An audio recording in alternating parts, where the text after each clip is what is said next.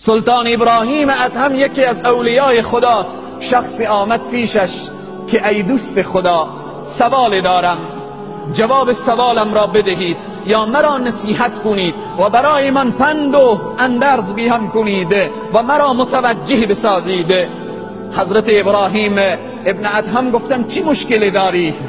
گفت که من نفسم مرا به سوی گناه می کشاند، نفسم مرا عادت به گناه داده و گناه می کنم، مرا نصیحت کن. حضرت سلطان ابراهیم ادهم چی زیبا می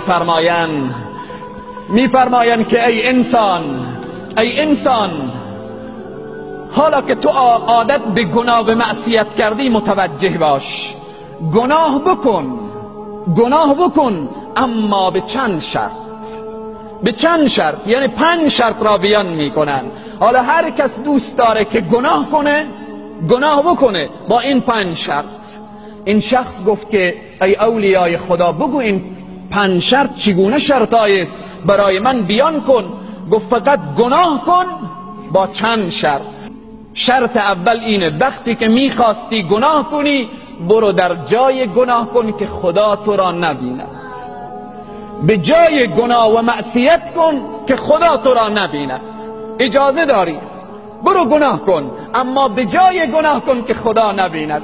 ای گفت سبحان الله، آیا این امکان دارد که به جای گناه کنم که خدا نبیند؟ گفت وقتی که امکان ندارد از پدر خود میشرمی، از برادر بزرگ خود میشرمی، از اقوام و خویشاوندان خود میشرمی، او خدایی که با همه عظمت و بزرگی تو را میبیند آیا نمیشرمی؟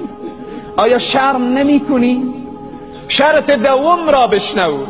زمانی که گناه و معصیت برای تو آماده شد در جای گناه کن که ملک خدا و زمین خدا نباشد. برو جای گناه کن که از خدا نباشد.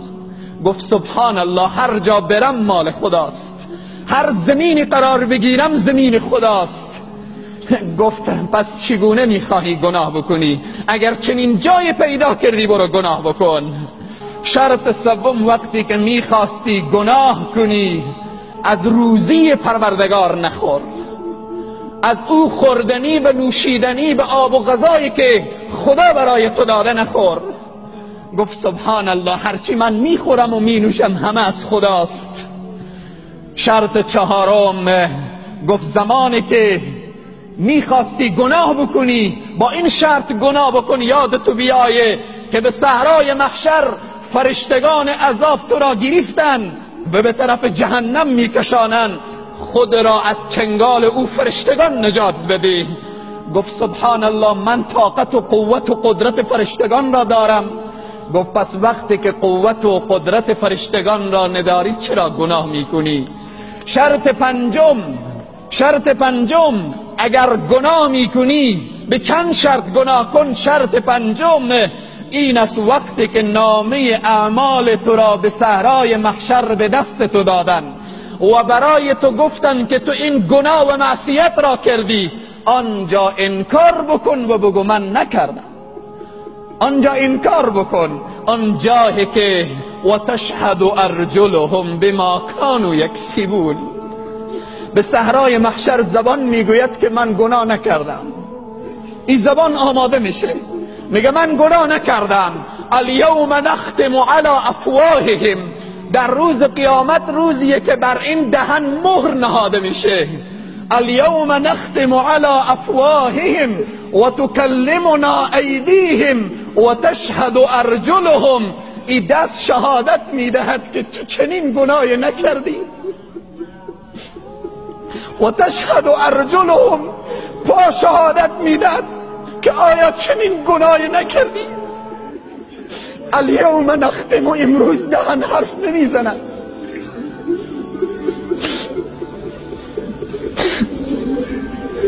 اگر میتوانی در صحرای محشر انکار کنی بگی خدایا من گناه نکردم، امروز گناه کن. سروران عزیز و بزرگوار، قل یا عبادی الذین اسرفوا علی انفسهم لا تقنطوا من رحمت الله. همه ما گناهکاریم، نگم که من خطیرم. همه ما گناه و معصیت امروز جامعه ما، دکان ما، شهر ما، قلب ما، فامیل ما، تمام وجود ما را گرفته. اليوم نختم على افواههم وتكلمنا ایدیهم وتشهد ارجلهم بما كانوا یکسبون. اون روزی که بر دهنها مهر نهاده شود و این دستها شهادت بدهد و پاها شهادت بدهد، او جایی که احکم الحاکمین، او جایی که عادل العادلین، او جایی که رب العالمین از من و تو حساب بگیرد. پس من و تو امروز باید متوجه حال خود باشیم، متوجه باشیم که شاید انقریب مرگ به سراغ من و تو بیاید، شاید یک ساعت بعد، یک روز بعد، شاید یک ماه بعد و بالاخره شاید یک ثانیه بعد مرگ به سراغ ما بیاید. اما این دنیا تمام می شود. خدای تبارک و تعالی از ذره ذره از انسان پرسان می کند. بزرگترین نعمت پروردگار عالم برای انسانها توبه هست. برای انسانها اینه که بگه یا الله ندانستم، مثل حضرت آدم بلند کنه دستان خود را بگه ربنا ظلمنا انفسنا و این لم تغفر لنا و ترحمنا لنکونن من الخاسرین. مثل حضرت موسی بگه ربی انی ظلمت نفسی فاغفر لی فغفر له. خدایا من ظلم کردم بر نفس خود. مثل حضرت یونس بگه لا اله الا انت سبحانك انی کنت من الظالمین.